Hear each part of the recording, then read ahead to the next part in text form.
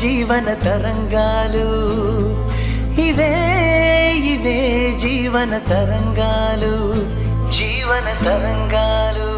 అత్తారింట్లో దిగబెట్టడానికి వెళ్ళింది కదా రాణి, దాని సంగతి చెప్తాను.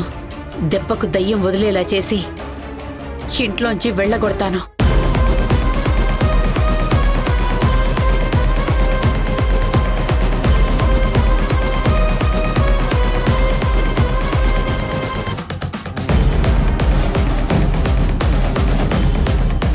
బాధపడకు కళ్యాణ్. ధరణికి తన చెల్లెలు చేసిన దుర్మార్గం తనతో అలా మాట్లాడిస్తుంది. దేవిక నలుగురు మధ్య ఉంటేనే బావుంటుందని డాక్టర్ అన్న మాటలు నాకింకా గుర్తున్నాయి. కానీ అది చేసిన పని తలుచుకుంటే గుండె చెరివైపోతుంది. దేవిక బాగు కోసం ఆలోచిద్దాం. నువ్వు గాబరా పడకు.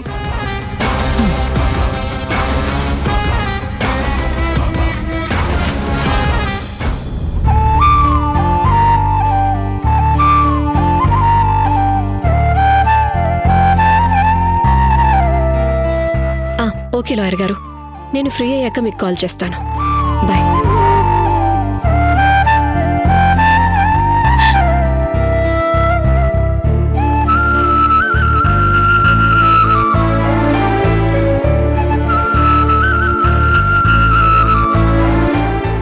బాధపడ కీర్తి, అమ్మ వాళ్ల కోపం ఇప్పట్లో చల్లారదు. వాళ్ల మనసు ముక్కలైంది. అది అతకడానికి సమయం పడుతుంది. ఆదర్శ్ వాళ్ళ అమ్మని చూసావు కదా, లక్ష్మీదేవి నీ రూపంలో ఈ ఇంటికి కోడలిగా వచ్చిందని మురిసిపోతుంది. ఈ ఇంటికి నువ్వు కోడలివి కాదు కూతురువి అని చెప్పింది. ఇప్పుడు నువ్వున్న పరిస్థితుల్లో ఇలా నిన్ను హార్ట్ఫుల్గా రిసీవ్ చేసుకునే అత్తమామలు దొరకటం నీ అదృష్టం. మీ అమ్మ వాళ్ళన్న మాటలు మర్చిపోవటం కష్టమే, కానీ తప్పదు. అన్నింటినీ భరిస్తూ ముందుకు వెళ్లాల్సిన సమయం ఇది. పుట్టింటి బాధల్ని మోస్తూ అత్తింటిని భారంగా చూడకు. బాధని గుండెల్లోనే దాచుకుని నీ వాళ్లకి ప్రేమని సంతోషాన్ని పంచు. అమ్మ వాళ్ళని దూరం చేసుకున్నానన్న బాధ నన్ను వెంటాడుతుంది. అపరాధ భావంతో మనసు వెలివెల్లాడిపోతుంది.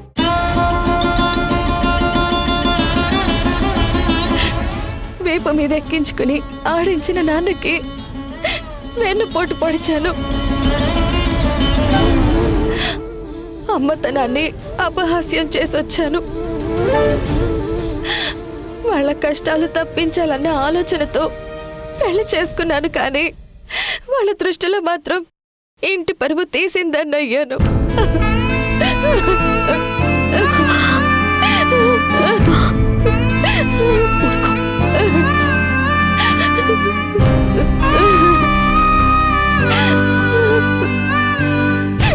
ఊరుకో కీర్తి, నీ త్యాగం వృధా పోదు. నీ ఆశయాన్ని నేను నిలబెడతాను. నేను మీ అమ్మా నాన్నని జాగ్రత్తగా చూసుకుంటాను. ఇప్పుడు నీకంటూ కొత్త జీవితం స్టార్ట్ అయింది. ఆదర్శ్ వాళ్ళతో సంతోషంగా ఉండు. అమ్మ వాళ్ళ కళ్ళల్లో సంతోషం ఉంటేనే నాకు ఆనందం. ఇప్పుడు ఆ కళ్ళల్లో కన్నీళ్లే తప్ప సంతోషానికి చోటే లేకుండా చేశాను. నాకు భర్త అయిన ఆదర్శ్ని కూడా రౌడీ అన్నట్టే చూశారు తప్ప అల్లుడన్న భావనతో చూడలేదు. లెక్చరర్గా పనిచేస్తున్న నీకు మనుషుల్ని ఎలా మార్చుకోవాలో, ఎలా దారిలోకి తెచ్చుకోవాలో నేను చెప్పాల్సిన పని లేదు. ఆదర్శ్ అనే రాయిని ఎలా శిల్పంగా మార్చుకుంటావో నీ చేతుల్లోనే ఉంది. జాగ్రత్త. ఇక నేను వెళ్ళొస్తాను.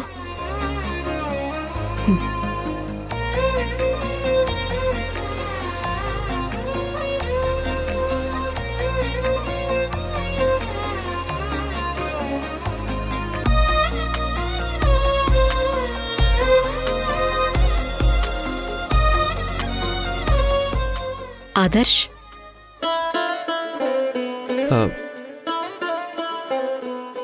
గతంలో ఏం జరిగింది అనేది వదిలే.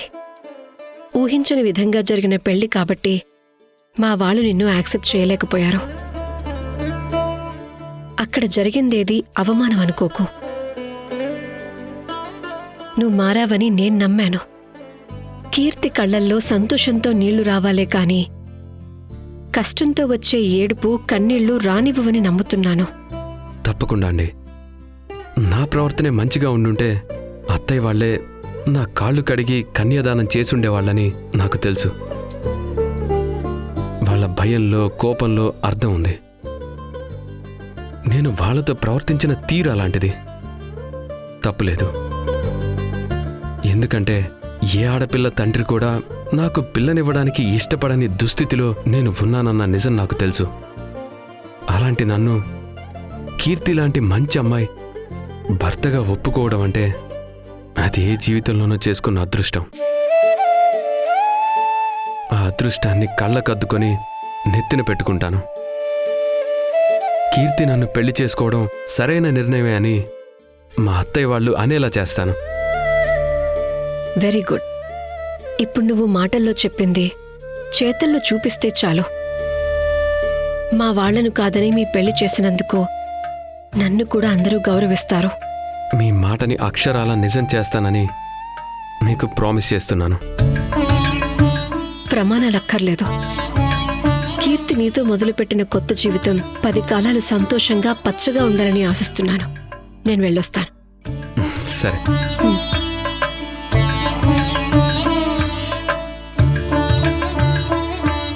దేవిక గారిని ఇంట్లో నుంచి పంపాలంటే మనకు అత్తయ్య గారి సపోర్టు ఫుల్గా ఉండాలి. ఈ మూమెంట్లో వెళ్ళగొడితేనే మన చేతికి మట్టి అంటుకోదు. ఏదైనా ఉపాయం ఆలోచించారా? ఎంత ఆలోచించినా బుర్ర హీట్ ఎక్కుతుంది కానీ ఐడియా మాత్రం రావట్లేదు. అవునులే, నీ బుర్రలో మ్యాటర్ ఉండుంటే నాకు ఈ గతి పట్టుండేది కాదు కదా. పైసా సంపాదించడం చేత కాదు గాని ఈ క్రియేటివ్ థాట్స్ ఇంకేం వస్తాయిలే.